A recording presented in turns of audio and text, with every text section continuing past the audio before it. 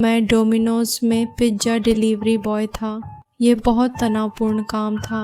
Pizza देते समय कई अजीब लोग मिलते थे, पर एक घटना आज भी सोचूं तो समझ नहीं आता कि वो सच थी या बुरा सपना।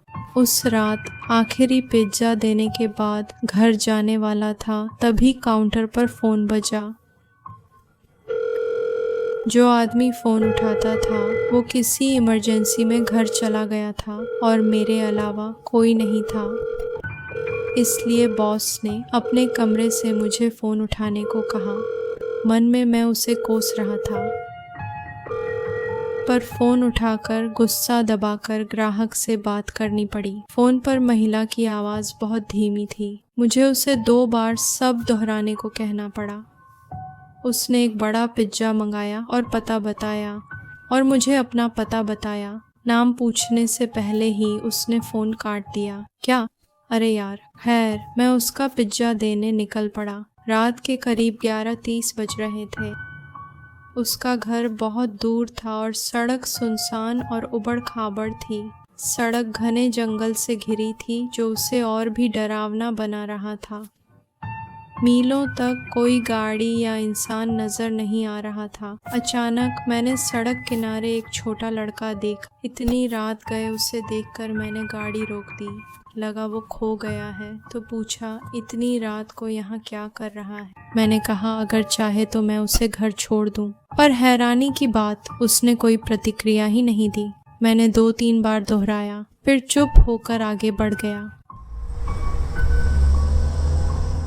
देर हो रही थी, बस पिज्ज़ा देकर घर जाना चाहता था।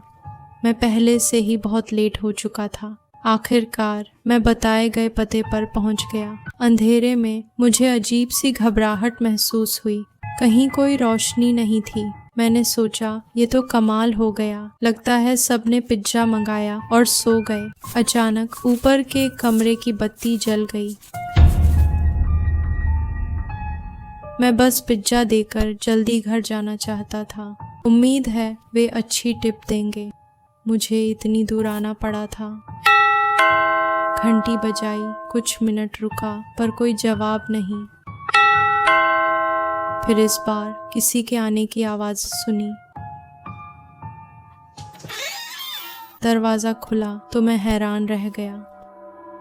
वही बच्चा था जो मुझे सड़क किनारे मिला था। उस वक्त मेरे मन में बस एक सवाल था, यह बच्चा इतनी जल्दी घर कैसे पहुंचा? पर अभी यह बात ज्यादा अहम नहीं थी। मैं बस पिज्ज़ा देकर जाना चाहता था। ये रहा आपका बड़ा पिज्ज़ा। बच्चे के चेहरे पर वही खाली भाव था। क्या घर पर कोई है? तुम्हारे माता पिता कहाँ हैं? क्या तुम उन्हें बता सकते हो कि पिज्ज़ा वाला आया है? बच्चा वहीं खाली भाव लिए चुपचाप खड़ा रहा।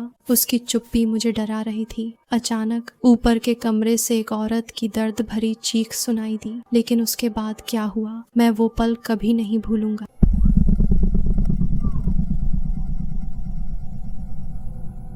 मैं इतना डर गया कि पिज्ज़ा मेरे हाथ से छूट गया। मैं भागकर कार में बैठा और जल्दी से वहां से निकल गया। फिर मैंने सोचा कि पुलिस को बुलाना ही सही होगा। मैंने उन्हें फ़ोन करके सब कुछ बताया।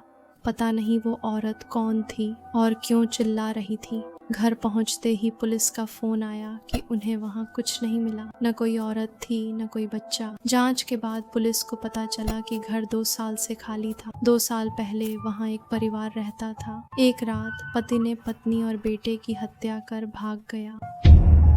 3 दिन बाद पुलिस को उनके शव मिले। तब से घर खाली पड़ा। कोई भी वहां रहना नहीं चाहता था। यह सुनकर मैं डर से कांप उठा। जब मैं गया तो दरवाजे पर कौन था?